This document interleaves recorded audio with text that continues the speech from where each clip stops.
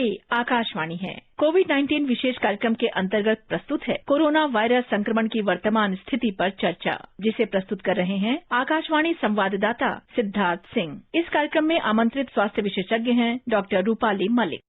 नमस्कार श्रोताओं, कोरोना जागरूकता श्रृंखला के आज के इस विशेष कार्यक्रम में आपका स्वागत है। इस कार्यक्रम के जरिए हमारी कोशिश होती है कि हम कोरोना से जुड़ी तमाम जानकारी आप तक पहुंचाएं। साथ ही आपके मन में चल रहे तमाम सवालों का जवाब देने के लिए कार्यक्रम में हमारे साथ होते हैं स्वास्थ्य विशेषज्ञ। श्रोताओं, आज के कोविड-19 पर इस विशेष फोन इन कार्यक्रम में हमारे साथ चर्चा करने और आपके सवालों का जवाब देने के लिए हमारे साथ हैं सफदरजंग अस्पताल नई दिल्ली की मेडिसिन विभाग में associate professor doctor Rupali Malik. Doctor Rupali, हम आकाशवाणी के तमाम श्रोताओं की ओर से आपका अभिनंदन करते हैं और आज के इस कार्यक्रम में आपका स्वागत करते हैं। जी धन्यवाद आमंत्रित करने के लिए। श्रोताओं, कोरोना से संबंधित सवाल डॉक्टर रूपाली मलिक से टोल फ्री नंबर 1800-115767 और 011-233-14444 पर पूछ सकते हैं। अगर आप सोशल मीडिया पर सवाल पूछना चाहते हैं तो आप हमारे ट्विटर हैंडल @AIR News पर #AskAIR पर अपने सवाल पोस्ट कर सकते हैं। डॉक्टर रूपाली, वैक्सीन का लंबा इंतजार खत्म हुआ और 16 जनवरी से पूरे देश में विश्व के सबसे बड़े वैक्सीनेशन प्रोग्राम की शुरुआत हो रही है। इस समय लोगों में सबसे ज्यादा चर्चा और जिज्ञासा कोविड-19 वैक्सीन को लेकर है। ऐसे में हम श्रोताओं के लिए इस कार्यक्रम में आप जैसे स्वास्थ्य विशेषज्ञ के माध्यम से सही और सटीक जानकारी देने की कोशिश करते हैं। सबसे पहले डॉक्टर रूपाली, आपसे जानना चाहेंगे कि कोविड-19 वैक्सीन की कितनी डोज या खुराक लेनी होंगी और इनके बीच कितना अंतराल होगा? जी बिल्कुल। देखिए, ये सभी लोग जानना चाहते हैं कि वैक्सीन की कितनी खुराक लेनी होंगी और कितने इंटरवल पे लेनी होंगी। तो अभी फिलहाल जो भी वैक्सीन अवेलेबल हैं उनकी सभी की डोज 2 डोजेज हैं। 2 डोज जो कि हमें 4 से 6 हफ्ते के अंतराल पे लेनी होंगी। अभी जो डिसाइड किया गया है वो मोस्टली वैक्सीन के लिए 4 वीक्स है, यानी कि 28 दिन। तो जो भी हम वैक्सीन लेंगे वो 2 डोजेज में लेंगे, इंट्रामस्कुलर लेंगे और 4 हफ्ते के अंतराल पे लेंगे। डॉक्टर रूपाली, वैक्सीन को लगवाने के कितने दिनों बाद हमारे शरीर में एंटीबॉडीज बन जाएंगी? देखिए, अभी जो उम्मीद की जा रही है, जो सेकेंड डोज ऑफ वैक्सीन है उसके लगभग 2 हफ्ते के बाद हम उम्मीद कर सकते हैं कि एंटीबॉडीज प्रोड्यूस होंगी और हमें अपने कोविड-19 इन्फेक्शन से हमें प्रोटेक्शन मिलेगी। तो लगभग 2 हफ्ते बाद सेकेंड डोज के। डॉक्टर रूपाली, कोविड-19 वैक्सीन लगवाने के लिए पंजीकरण या रजिस्ट्रेशन करवाते समय हमें किन दस्तावेजों या डॉक्यूमेंट्स की आवश्यकता होगी? हाँ जी, देखिए, ये बहुत ही जरूरी चीज है समझना, क्योंकि बिना रजिस्ट्रेशन के कोई भी व्यक्ति इस वैक्सीनेशन को प्राप्त नहीं कर पाएगा। तो जब भी आप ये वैक्सीनेशन के लिए जाएंगे उससे पहले आपको प्रायर रजिस्ट्रेशन जरूर करना होगा। अभी इसके लिए हमारे यहाँ कोविन ऐप बनाया गया है सरकार द्वारा, जिसमें कि हम जो कि कोविड-19 वैक्सीनेशन इंटेलिजेंस नेटवर्क है, और उसमें बहुत सारा डेटाबेस तैयार किया गया है। और उसमें रजिस्ट्रेशन के लिए आपको कुछ जो जरूरी डॉक्यूमेंट्स हैं वो हैं या तो पैन कार्ड या ड्राइविंग लाइसेंस या पासपोर्ट या कोई भी पेंशन डॉक्यूमेंट या कोई मनरेगा स्कीम के अंडर का डॉक्यूमेंट अगर आपके पास है, या कोई पासबुक है, या कोई पोस्ट ऑफिस का डॉक्यूमेंट आपके पास है, या कोई भी सर्विस आईडी जो कि आपको सेंट्रल गवर्नमेंट ने, स्टेट गवर्नमेंट ने या फिर किसी भी पब्लिक लिमिटेड कंपनी ने इशू की है, और या फिर कोई हेल्थ इंश्योरेंस स्कीम के अंडर अगर कोई आपके पास स्मार्ट कार्ड है under the scheme of ministry of labour, उसका भी आप उपयोग करके इस ऐप में रजिस्टर कर सकते हैं। बट अभी ये ऐप पब्लिक यूज के लिए अवेलेबल नहीं है। अभी ये केवल हेल्थ केयर वर्कर्स और जो फ्रंट लाइन वर्कर्स हैं जिनको प्रायोरिटी बेसिस पे वैक्सीन मिलेगी, अभी ये ऐप केवल उन्हीं लोगों के लिए उपलब्ध है। डॉक्टर रूपाली, आपसे जानना चाहेंगे कि अगर किसी व्यक्ति ने कोविड-19 वैक्सीन के लिए रजिस्ट्रेशन नहीं किया है तो क्या तब भी उसे वैक्सीन लग पाएगी? नहीं, बिल्कुल नहीं। जैसा कि मैंने पहले भी कहा, ऑन स्पॉट रजिस्ट्रेशन का इसमें कोई भी पॉसिबिलिटी नहीं है। तो प्रायर रजिस्ट्रेशन करना बहुत ही अनिवार्य है। डॉक्टर रूपाली, अगर किसी व्यक्ति के पास वैक्सीनेशन सेंटर पर वो जाता है और उसके पास फोटो पहचान पत्र नहीं है, तो क्या ऐसे में उसका टीकाकरण हो पाएगा? नहीं, ये भी नहीं हो पाएगा। अगर जिस भी डॉक्यूमेंट को यूज करके आपने रजिस्ट्रेशन कराया है वही सेम डॉक्यूमेंट आपको वेरिफिकेशन के लिए प्रोड्यूस करना होगा जब आप वैक्सीनेशन साइट पे जाते हैं। तो ये आपको इंश्योर करना होगा कि सेम डॉक्यूमेंट लेके ही आप वैक्सीनेशन साइट पे जाएं, अन्यथा आपको वैक्सीन प्राप्त नहीं होगी। डॉक्टर रूपाली, मन में एक सवाल और आता है कि वैक्सीनेशन के लिए ड्यू डेट या किस तारीख पर उसे टीका लगवाना है, इसकी जानकारी लोगों को कैसे मिलेगी? हाँ जी, ये देखिए, जब आपका रजिस्ट्रेशन होगा ऑनलाइन कोविन ऐप के थ्रू, उसके बाद ही जो बेनिफिशियरी है उसके मोबाइल, जो भी रजिस्टर्ड मोबाइल नंबर है, उसी पे आपको एक SMS दिया जाएगा जिसमें बताया जाएगा कि किस जगह, किस समय, कौन से अस्पताल, कौन सी वैक्सीनेशन साइट पे आपको जाके वैक्सीन लगवानी होगी। जी, और डॉक्टर रूपाली, अब बात आती है वैक्सीनेशन स्टेटस की। एक बार वैक्सीन की दोनों खुराक लेने के बाद इसके स्टेटस की जानकारी कैसे मिलेगी कि वैक्सीनेशन पूरा हो गया है या कंप्लीट हो गया है? हाँ जी, इसके लिए भी आपके जो रजिस्टर्ड मोबाइल नंबर हैं, उसी पे जब आपकी वैक्सीनेशन पूरी हो जाएगी, उस पे आपको SMS रिसीव होगा और दोनों डोजेज लगने के बाद एक QR बेस्ड एक सर्टिफिकेट आपके मोबाइल पे आपको भेजा जाएगा। डॉक्टर रूपाली, आपसे ये भी जानना चाहेंगे कि जो टीकाकरण या वैक्सीनेशन है, ये कहाँ पर लगाया जाएगा? देखिए, इसके लिए जो वैक्सीनेशन साइट्स हैं, उसकी जानकारी आपको आपके रजिस्टर्ड मोबाइल के थ्रू आपको दी जाएगी आपके ड्यू डेट ऑफ वैक्सीनेशन से पहले। और आपसे डॉक्टर रूपाली ये भी जानना चाहेंगे कि वैक्सीन को उसके टीकाकरण के स्थान तक पहुंचाना, उसका भंडारण करना और अंत में उसे लोगों के लिए उपलब्ध कराना, इसके लिए क्या कुछ व्यवस्था की गई है? देखिए, हमारा देश दुनिया में सबसे बड़ा वैक्सीनेशन प्रोग्राम ऑलरेडी रन करता है, तो हमारे पास काफी कुछ सुविधा ऑलरेडी उपलब्ध है वैक्सीनेशन प्रोग्राम को एग्जीक्यूट करने की। और जो हमारा ट्रांसपोर्ट की बात है, उसके लिए एयरक्राफ्ट से लेके आपके जो ट्रक्स हैं, उससे लेके जितनी भी सुविधा उपलब्ध है, सबका उपयोग किया जा रहा है। और जो इसका स्टोरेज की बात की जाती है, तो ये कोल्ड चेन मेंटेन करना सबसे ज्यादा अनिवार्य है इस वैक्सीनेशन को ठीक से इंश्योर करने के लिए।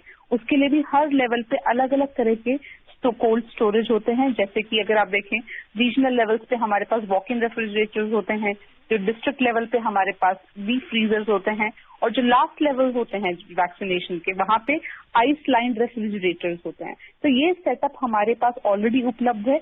इसी का और स्ट्रेंथनिंग करके हम इसी सेटअप का उपयोग करेंगे कोविड-19 वैक्सीनेशन के लिए भी।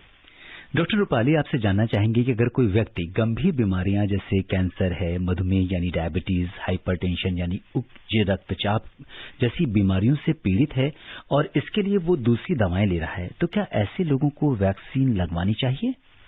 जी बिल्कुल। मैं आपको बताना चाहूंगी, ये जितने भी हाई रिस्क इंडिविजुअल्स हैं जिनको की कोमॉर्बिडिटीज हैं, जैसे कि कैंसर, डायबिटीज, हाइपरटेंशन, ये एक हाई रिस्क कैटेगरी में है और ये प्रायोरिटी बेसिस पे इनको वैक्सीनेशन के लिए कंसिडर किया जाएगा। सबसे पहले प्रायोरिटी बेसिस पे आपके हेल्थ केयर वर्कर्स हैं, फ्रंटलाइन वर्कर्स हैं, उसके अलावा जो 60 साल से ऊपर व्यक्ति हैं वो, या फिर जो 50 साल से नीचे हैं बट उनको ये कोमॉर्बिडिटीज हैं। तो ये बहुत इम्पोर्टेंट क्वेश्चन है कि जिनको भी ये कोमॉर्बिडिटीज हैं वो जरूरी इस वैक्सीनेशन का लाभ उठाएं। डॉक्टर रूपाली, आपसे जानना चाहेंगे कि क्या प्राथमिकता के आधार पर स्वास्थ्य कर्मियों की बात करें या फ्रंटलाइन वर्कर्स के परिवारों का भी टीकाकरण होगा? देखिए, अभी जैसा कि शुरुआती दौर है, इसमें एक लिमिटेड अवेलेबिलिटी होगी वैक्सीन की, तो सबसे पहले प्रायोरिटी पे केवल आप हेल्थ वर्कर्स को देंगे। जो फैमिलीज हैं उनको आप सब्सिक्वेंटली जो नेक्स्ट फेजेज हैं उसमें इन्वॉल्व करेंगे। अभी सबसे पहले केवल हेल्थ केयर प्रोवाइडर्स या फ्रंटलाइन वर्कर्स को खुद को वैक्सीन दिया जाएगा। और एक सवाल और जहन में आता है इसी से जुड़ा हुआ, डॉक्टर रूपाली, क्या कोविड-19 वैक्सीन प्रायोरिटी ग्रुप यानी प्राथमिकता वाले लोगों के साथ साथ आम लोगों को भी उसी समय लगेगी? देखिए, जो फेज वाइज ये वैक्सीनेशन प्रोग्राम एग्जीक्यूट होगा, तो जो पहला फेज होगा उसमें केवल हम जो केवल हेल्थ केयर वर्कर्स हैं और जो फ्रंट लाइन वर्कर्स हैं, सबसे पहले ये उनको दी जाएगी। बट जो सब्सिक्वेंटली साथ में जो आपके हाई रिस्क इंडिविजुअल्स हैं, यानी कि जो 50 साल से ज्यादा की उम्र वाले लोग हैं या जो 50 साल से कम है पर उनको कोमॉर्बिडिटीज हैं, जैसे कि कैंसर, डायबिटीज, हाइपरटेंशन, इनको भी दिया जाएगा। और साथ में ये दोनों चीजें शुरू होंगी, बट थोड़ा समय के बाद। अभी जो सब बिल्कुल शुरुआती दौर में केवल हेल्थ केयर वर्कर्स और फ्रंटलाइन वर्कर्स से इस चीज की शुरुआत की जाएगी। जी डॉक्टर रूपाली, एक सवाल और जहन में आता है, क्या वैक्सीन लेना सबके लिए अनिवार्य होगा या ये ऑप्शनल होगा? देखिए, वैक्सीन एक ऐसी चीज है जो आप फोर्स नहीं कर सकते हैं किसी के भी ऊपर। तो अगर वैक्सीनेशन इज ऑलवेज वॉलंटरी, अगर आप चाहते हैं कि आपको ये दिया जाए, सरकार आपको सुविधा उपलब्ध कराएगी। आप इसको लेना चाहते हैं या नहीं लेना चाहते, ये जो निर्णय है ये आपको खुद को लेना होगा। और डॉक्टर रूपाली, एक सवाल जो सबके मन में है कि ये वैक्सीन बहुत कम समय में तैयार की गई है, तो क्या ये पूरी तरह से सुरक्षित होगी? हाँ जी, देखिए, ये सभी के मन में ये सवाल बार बार आ रहा है, सब लोग बार बार पूछ रहे हैं। बट मैं ये कहना चाहूंगी कि भले ही ये वैक्सीन बनाने का जो हमारा पूरा प्रक्रिया है उसको हमने फास्ट ट्रैक किया है, बट इसका मतलब ये नहीं है कि जो उसके रूल्स या रेगुलेशंस हैं उनकी अवहेलना की गई है। तो ये कोविड-19 पेंडेमिक, इस तरह का पेंडेमिक हम पहली बार अपने लाइफ स्पैन में देख रहे हैं। जितने भी हम आज के टाइम में जो भी लोग हैं, हम सब पहली बार इस तरह का पेंडेमिक देख रहे हैं। तो इस चीज को मद्देनजर रखते हुए सरकार ने ये चीजें फास्ट ट्रैक की हैं। इसका मतलब ये नहीं है कि आपके जो रूल्स और रेगुलेशंस हैं उनकी अवहेलना की गई है। तो हमें इस चीज से निश्चिंत रहना चाहिए कि जो भी हमारे जो रेगुलेटरी बॉडीज हैं वो एक एफिकेसी और सेफ्टी डेटा देख के ही उन्होंने इस चीज को अप्रूव किया है। तो उस चीज को लेके मन में शंका ना रखें और इसको सेफ और एफिकेशियस ही माने। अच्छा डॉक्टर रूपाली, अगर कोई व्यक्ति कोरोना संक्रमित है या ये कहें कि कोरोना पॉजिटिव है, तो क्या उससे कोरोना की वैक्सीन दी जाएगी? इसमें हम कोरोना पॉजिटिव और कोरोना संभावित दोनों लोगों की बात कर रहे हैं। हाँ जी, देखिए, ये भी एक अच्छा सवाल है। सबसे पहले तो मैं ये कहना चाहती हूँ, अगर आपको कोरोना होने की संभावना है या आपको कोरोना है, तो उस समय आप कृपया करके वैक्सीनेशन लेने ना जाएं, क्योंकि वो आपके लिए नहीं पर बाकी जो लोग जो वैक्सीनेशन लेने उस सेंटर पे आए हैं उनके लिए एक रिस्क होता है उससे। तो आप कोशिश करें कि जब तक आप 14 दिन तक, 2 हफ्ते तक सिम्टम फ्री नहीं है, तब तक आप वैक्सीनेशन लेने वैक्सीनेशन साइट पे ना जाएं। और डॉक्टर रूपाली, एक सवाल ये भी जहन में आता है कि क्या कोविड से ठीक होने वाले व्यक्तियों को भी ये वैक्सीन लेना आवश्यक होगा? देखिए, ये जो वैक्सीन है ये सबके लिए है। आपको इन्फेक्शन हुआ हो या नहीं हुआ हो, ये दोनों स्थिति में आपको लेना चाहिए। डॉक्टर रूपाली, कोविड-19 के लिए बहुत सारे टीके या वैक्सीन उपलब्ध थी, लेकिन इसके लिए 2 वैक्सीन का चयन ही क्यों किया गया? देखिए, ये जो निर्णय है ये हमारे कंट्री के जो ड्रग रेगुलेटर्स हैं, जैसे कि DCGI और जो आपकी ICMR, जो हमारी रेगुलेटरी बॉडीज हैं, इन्होंने इनका जो सेफ्टी और एफिकेसी डाटा जो भी अवेलेबल था उसके बिहाफ पर इन 2 वैक्सीन को अप्रूवल दिया है, जिसमें कि पहली आपकी जो ऑक्सफोर्ड की जो वैक्सीन है एस्ट्राजेनेका वाली, जो कि सीरम इंस्टीट्यूट द्वारा बनाई जा रही है, कोविशील्ड है। और उसके अलावा जो हमारी इंडियन इंडिजिनस वैक्सीन है जो कि भारत बायोटेक द्वारा बनाई जा रही है, कोवैक्सिन। तो अभी आज की तारीख में हमारे देश में यही 2 वैक्सीन को हमने अप्रूवल दिया है। डॉक्टर रूपाली, वैक्सीन के लिए और ये एक चीज और मैं बताना चाहूंगी, वैक्सीन इंटरचेंजेबल नहीं है। तो आप पहली डोज जिस वैक्सीन से लगवाएंगे, कृपया करके दूसरी वैक्सीन की डोज भी उसी वैक्सीन की लगवाई जाए। अगर पहली आपने कोविशील्ड लगवाई है, आप सेकंड डोज भी कोविशील्ड लें। अगर पहली कोवैक्सीन है तो सेकंड डोज भी कोवैक्सीन की ही लें। जी, ये बहुत महत्वपूर्ण बात आपने हमारे लिसनर्स से शेयर की। और डॉक्टर रूपाली, आपसे जानना चाहेंगे कि क्या भारत के पास कोविड वैक्सीन को 2 से 8 डिग्री सेल्सियस पर उसका भंडारण या हम स्टोरेज करने की बात करें और इसी तापमान पर उसे वैक्सीनेशन सेंटर्स तक पहुंचाने के लिए क्या हमारे पास पूरे संसाधन हैं? जी बिल्कुल, जैसा मैंने पहले भी कहा था कि ऑलरेडी भारतवर्ष में जो हमारे यहाँ जो इम्यूनाइजेशन प्रोग्राम है वो दुनिया का सबसे बड़ा इम्यूनाइजेशन प्रोग्राम हम ऑलरेडी रन कर रहे हैं। ऑलरेडी हम 26 मिलियन न्यूबॉर्न और 29 मिलियन प्रेग्नेंट फीमेल्स को हम ऑलरेडी वैक्सीनेट कर रहे हैं अपनी कंट्री में।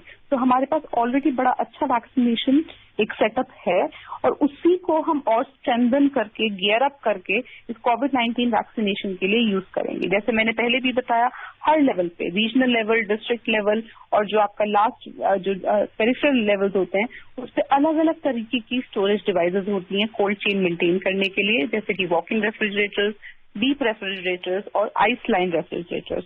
तो ये सभी सुविधाएं हमारे यहाँ ऑलरेडी उपलब्ध हैं। इनको और स्ट्रेंथनिंग और गियर अप करके हम इसको आगे कोविड-19 वैक्सीनेशन में भी इस्तेमाल करेंगे। डॉक्टर रूपाली, मेरा अगला सवाल वैक्सीन की इफिकेसी और इफिशियंसी को लेकर है। आपसे जानना चाहेंगे कि भारत में जो वैक्सीन लगाई जाने वाली है, क्या वो अन्य देशों में लगाई जाने वाली वैक्सीन जितनी ही प्रभावी या इफेक्टिव होगी? जी बिल्कुल। देखिए, ये जितनी एफिकेसी हमारी भारत बायोटेक वैक्सीन की है या फिर जो कोविशील्ड वैक्सीन की है, उतनी ही एफिकेसी बाकी दुनिया भर में जो वैक्सीन लगाई जा रही हैं उनकी है। तो हम निश्चिंत रहें कि हम किसी कम वैक्सीन को नहीं देश में दे रहे हैं। जो हमारी वैक्सीन है दे आर एट पार, जो भी हम वर्ल्ड ओवर जो भी वैक्सीन लग रही हैं। जी, और डॉक्टर रूपाली, सवाल ये आता है कि किसी व्यक्ति को कैसे पता चलेगा कि वो वैक्सीनेशन लगवाने के लिए एलिजिबल है या नहीं है? देखिए, ये चीज अभी एक प्रायोरिटी बेसिस पे की जाएगी, जैसे कि पहले भी हम डिस्कस कर चुके हैं। तो जो हेल्थ मिनिस्ट्री की गाइडलाइंस है उनके अकॉर्डिंग टू दैट जो सबसे पहला प्रायोरिटी ग्रुप है वो होगा हेल्थ केयर वर्कर्स और फ्रंट लाइन वर्कर्स, जिसमें कि आपके आर्मी प्रोफेशनल्स, सैनिटेशन वर्कर्स या जो भी और बाकी वर्कर्स हैं जो कि कोविड-19 सर्विलेंस और उससे जुड़े बाकी प्रोग्राम्स में भाग ले रहे हैं या जो मिनिस्ट्रीज में जो लोग काम कर रहे हैं। तो फ्रंट लाइन और हेल्थ केयर वर्कर्स को सबसे पहले प्रायोरिटी दी जाएगी। इसके साथ साथ फिर जो हाई रिस्क ग्रुप्स हैं, जिसमें कि 50 साल या उससे ऊपर के लोग, उसमें भी 2 कैटेगरीज बनाई जाएंगी। जो 60 साल से ऊपर है उनकी अलग कैटेगरी होगी जो प्रायोरिटी बेसिस पे उनको दिया जाएगा। उसके बाद 50 से 60 साल नेक्स्ट कैटेगरी होगी। उसके बाद 50 से कम जो लोग हैं उनमें जिनको कोमॉर्बिडिटीज है, नेक्स्ट उनको वैक्सीनेशन दिया जाएगा। तो अभी ये फेज्ड मैनर में ये वैक्सीनेशन प्रोग्राम इंश्योर किया जाएगा। तो पहले लगभग 3 करोड़ हमारे जो health care workers, front line workers है, उनको प्रायोरिटी बेसिस पे दिया जाएगा एंड सब्सिक्वेंटली बाकी लोगों को, एंड फिर लास्ट में पब्लिक इन जनरल के लिए ये चीज अवेलेबल की जाएगी।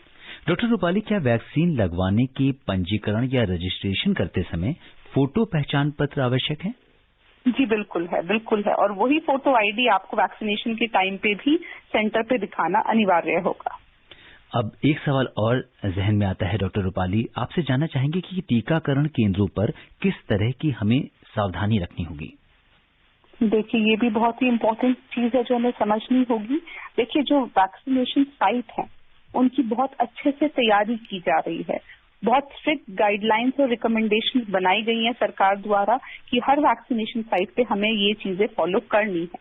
जैसे कोई भी वैक्सीनेशन सेंटर होगा वहां पे कम से कम 3 कमरे होंगे और एक 1 वे फ्लो होगा। सबसे पहले एक वेटिंग रूम होगा जिसमें आप बैठेंगे, अपने नंबर आने का, टर्न आने का इंतजार करेंगे। फिर आपका वैक्सीनेशन रूम होगा जिसमें आपको वैक्सीनेट किया जाएगा और उसके बाद एक आपका ऑब्जर्वेशन रूम होगा जिसमें कि वैक्सीनेशन के बाद कम से कम आधे घंटे के लिए आपको वहां पे रखा जाएगा ताकि आपको कोई एडवर्स इवेंट्स अगर होते हैं उसके लिए आपको देखा जा सके, ऑब्जर्व किया जा सके। तो ये बहुत जरूरी हमें समझना है कि ये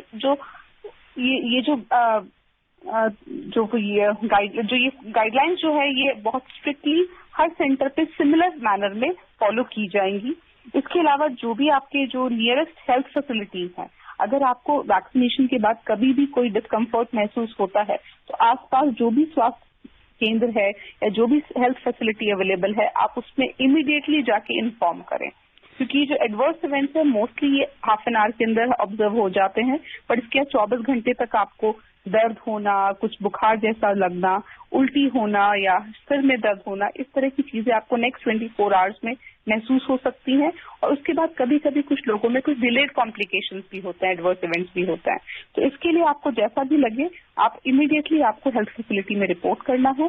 और इसके अलावा जो बाकी रूटीन जो भी प्रिकॉशंस जो हम पिछले साल भर से फॉलो कर रहे हैं उनको आपको वैक्सीनेशन के बाद भी फॉलो करते रहना है, जैसे कि आपको मास्क पहनना, सोशल डिस्टेंस मेंटेन करना, फिर हैंड हाइजीन फॉलो करना, ये आपको वैक्सीनेशन के बाद भी फॉलो करना अनिवार्य होगा।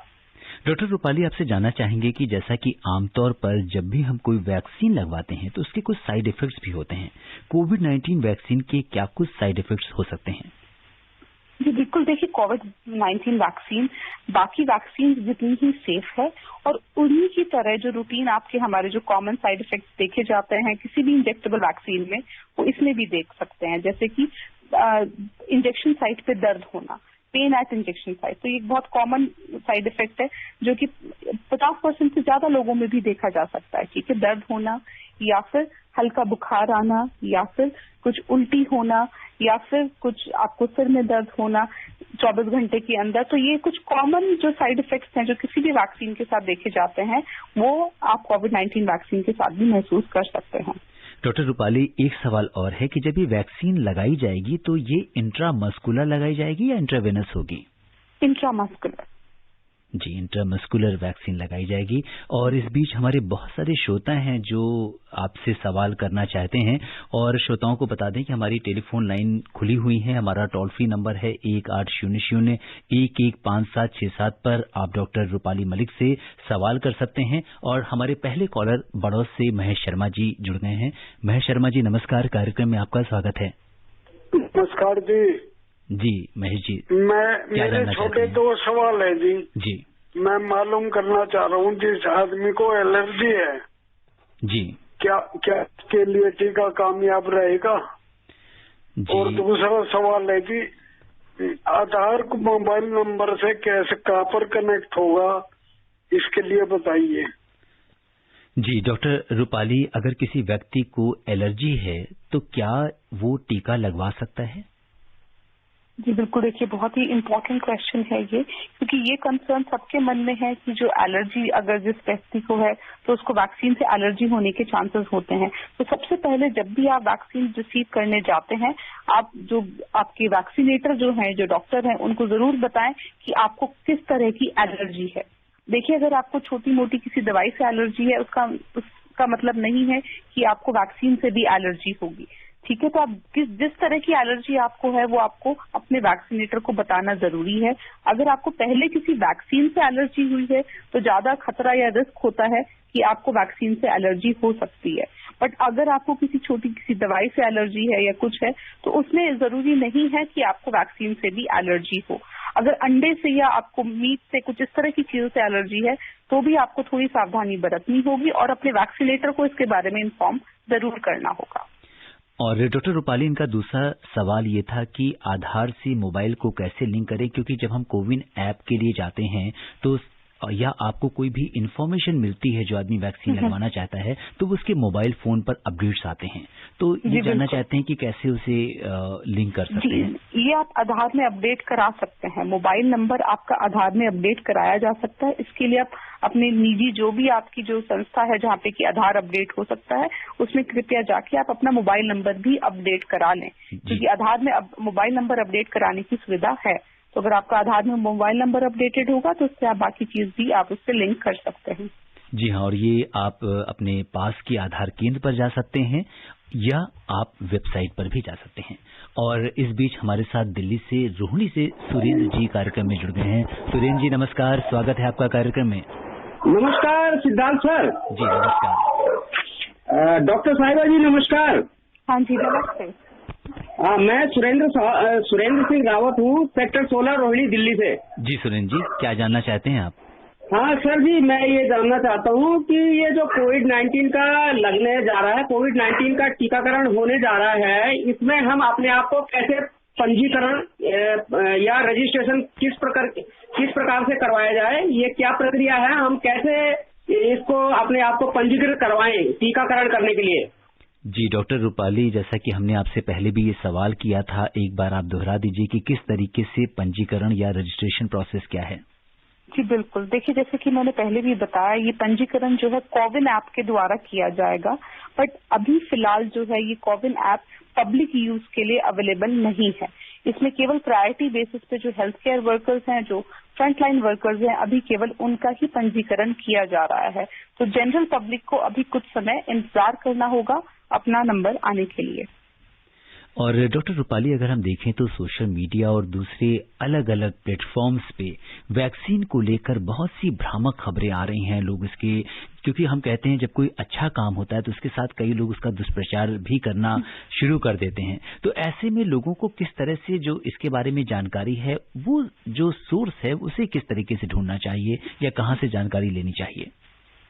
जी बिल्कुल, देखिए ये डर सभी के मन में है और जब आप कुछ ऐसा सुनते हैं तो ये डर आपका और बढ़ जाता है कि आपके मन में एक शंका पैदा हो जाती है कि क्या ये सही है या क्या ये गलत है। तो मैं यही कहना चाहूंगी शुरुआती दौर से हम यही बताते आए हैं कि जो कोरोना के खिलाफ जो लड़ाई है ये एक पीपल्स वॉर है, कम्युनिटी वॉर है। इसमें जो नागरिक है उसकी रिस्पॉन्सिबिलिटी सबसे पहले है। इसके लिए मैं ये बताना चाहती हूँ कि जो ये सिस्टम है, हमारा सिस्टम है, हमें इसमें पॉजिटिव एक विश्वास रखना होगा। साइंस में हमें विश्वास रखना होगा। देखिए, वैक्सीनेशन और सिस्टम में अगर हमें विश्वास होगा तो हम इस कोविड-19 वैक्सीनेशन से डरेंगे नहीं। ये मैं आपको बताना चाहती हूँ कि किसी भी तरह की शंका हमें मन में नहीं रखनी चाहिए। ये उतना ही एफिकेसियस है जितना कि दुनिया के किसी भी देश में इस समय का कोविड-19 का टीकाकरण हो रहा है, उतना ही उसी क्वालिटी, उसी एफिकेसी, उसी सेफ्टी का टीकाकरण हमारे देश में भी होने जा रहा है। और सरकार बहुत मेहनत कर रही है इस टीकाकरण के लिए, तो हमें भी बहुत ही रिस्पॉन्सिबली एक्ट करना है और इस सिस्टम और साइंस में बहुत ही विश्वास रखना और पॉजिटिव रहना है। बिल्कुल डॉक्टर रूपाली, जैसा कि प्रधानमंत्री जी ने भी लोगों से अपील की है, मीडिया से भी अपील की है कि इसके बारे में जो सही जानकारी है वो लोगों तक उपलब्ध करें। हम टीके को लेकर सकारात्मक रहें और हमारे देश के वैज्ञानिकों ने बहुत मेहनत करके ये चीज आपके लिए बनाई है। और इस बीच हमारे एक और कॉलर कार्यक्रम से जुड़ गए हैं दिल्ली से, मंगोलपुरी से ब्रह्मदत्त जी। ब्रह्मदत्त जी नमस्कार।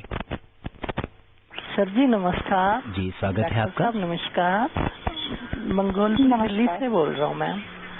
मैम पहले तो लख लख बधाइयां लोई दियां ਤੁਹਾਨੂੰ ਸਾਰਿਆਂ ਨੂੰ लोहड़ी की बधाइयां। जी, आपको भी ढेर सारी शुभकामनाएं। सर मेरे ना ये प्रश्न है कि जिन व्यक्तियों को जो कोवैक्सीन और कोविड शील्ड का ट्रायल डोज दिया गया था, क्या उन्हें भी टीका लगवाना पड़ेगा? और जो बर्ड फ्लू का जो चक्कर दिल्ली में हुआ है, ये क्या कोरोना से संबंध है इसका? धन्यवाद। जी डॉक्टर रूपाली, 2 सवाल हैं। जिन लोगों ने इसके ट्रायल में हिस्सा लिया था और कोवैक्सीन या कोविशील्ड वैक्सीन लगवाई हुई है, क्या उन्हें दोबारा से वैक्सीन लगवाना होगा? जी नहीं, अगर आप ऑलरेडी वैक्सीन की 2 डोजेज ले चुके हैं तो आपको ये दोबारा लगवाने की जरूरत नहीं है। और दूसरा सवाल इनका बर्ड फ्लू को लेकर था कि क्या बर्ड फ्लू और कोरोना वायरस इन्फेक्शन में कुछ लेना देना है। देखिए, जो हमारा फ्लू इन्फेक्शन होता है वो भी एक तरह का रेस्पिरेटरी वायरल इन्फेक्शन है और कोरोना वायरस जो है ये भी एक रेस्पिरेटरी वायरल इन्फेक्शन है। तो अगर ये दोनों इन्फेक्शन साथ में होते हैं तो हमारे जो लंग्स और रेस्पिरेटरी सिस्टम को ज्यादा नुकसान होने की संभावना होती है। तो अगर आप बचेंगे, अगर आप फ्लू से बचेंगे तो आपको चांसेस है कि आपको कोरोना वायरस रिलेटेड कॉम्प्लिकेशंस भी कम होंगी। जी, और इस बीच हमारे एक और कॉलर करतार सिंह जी जम्मू से जुड़ गए हैं। करतार जी नमस्कार। अपने पीछे रेडियो सेट की आवाज थोड़ी धीमी कर दीजिए। जी जी, अपना सवाल पूछिए। करतार जी से हमारा संपर्क अभी नहीं हो पा रहा है और श्रोताओं, हम आपसे यही कहेंगे कि डॉक्टर रूपाली ने आपको जो भी जानकारी दी है। Doctor Rupali, hello. जी हाँ जी हाँ जी डॉक्टर रूपाली, आपने अब समय हमारा कार्यक्रम का समाप्त होने वाला है, तो चलते चलते आप आकाशवाणी के श्रोताओं को क्या कुछ टिप्स देना चाहेंगी? देखिए, सबसे इम्पोर्टेंट ये है कि हम सकारात्मक रहें इस कोविड-19 वैक्सीनेशन प्रोग्राम को लेके, इसमें विश्वास रखें और एक पॉजिटिव वाइब और एक पॉजिटिव मेंटल जो आपका अप्रोच है वो रखें इस कोविड-19 वैक्सीनेशन को लेके। तो अब मैं यही कहना चाहूंगी कि आप डरे नहीं, एक फियरफुल ना हो, आप केयरफुल हो। तो आप आगे विश्वास रखें और ये हम सबके लिए बहुत बड़ी उपलब्धि है कि ना केवल हम वर्ल्ड वाइड सबसे बड़े वैक्सीन प्रोड्यूसर होंगे, बट मैन्युफैक्चरर तो पहले ही थे, अब प्रोड्यूसर भी हम सबसे बड़े हो जाएंगे। तो ये हम लोग के लिए बहुत ही प्राउड मोमेंट है and we should believe in science system and this vaccination. Doctor Rupali, आप कोविड-19 के इस विशेष कार्यक्रम से जुड़ी और आपने श्रोताओं के प्रश्नों का उत्तर दिया, आपका बहुत बहुत धन्यवाद। Thank you so much Siddharth ji, thank you. श्रोताओं, चलते चलते आपसे यही कहेंगे कि डॉक्टर रूपाली मलिक ने आपको कोरोना से बचने के लिए जो भी सावधानियां बताई हैं, आप उनका पालन कीजिए। कोरोना का खतरा अभी भी बरकरार है, इसलिए आप बाहर निकलते समय मास्क लगाइए, हैंड हाइजीन के साथ सुरक्षित दूरी बनाए रखिए, क्योंकि बचाव और सावधानी ही कोरोना का इलाज है। आप स्वस्थ और खुशहाल रहें, इसी कामना के साथ दीजिए मुझे अनुमति। नमस्कार। कोविड-19 विशेष कार्यक्रम के अंतर्गत अभी आप सुन रहे थे कोरोना वायरस संक्रमण की वर्तमान स्थिति पर चर्चा, जिसे प्रस्तुत कर रहे थे आकाशवाणी संवाददाता सिद्धार्थ सिंह। इस कार्यक्रम में आमंत्रित स्वास्थ्य विशेषज्ञ थीं डॉक्टर रूपाली मलिक। ये कार्यक्रम आकाशवाणी के समाचार सेवा प्रभाग द्वारा प्रस्तुत किया गया। इसे आप हमारे mobile app news on AIR पर भी सुन सकते हैं। इस कार्यक्रम के संबंध में अपनी प्रतिक्रिया आप हमें ईमेल कर सकते हैं। पता है AIRNSTtalks@gmail.com।